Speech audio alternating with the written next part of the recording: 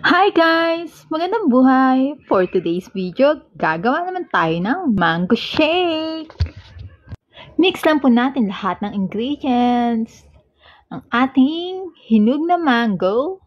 At syempre, maglalagay din tayo ng konting water at ice.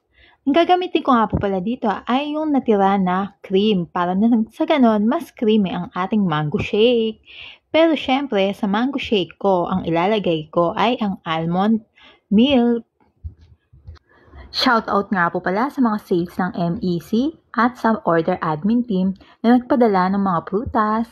Ito po, kasabay pa rin to ng regalo niya dati nung birthday ko.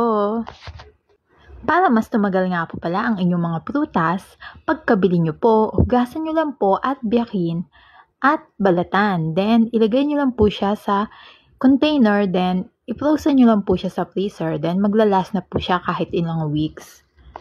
Since mahal ang mga bilihin ngayon, dapat alam natin yung mga alternative ways para mas mapatagal natin at hindi sila masisira. At ayan, ready na po ang ating mango shake! Kain na po tayo! Thank you po sa blessings. God is good all the time. All the time, God is good. Pray, hope, and don't worry. Thank you for watching. Bye-bye!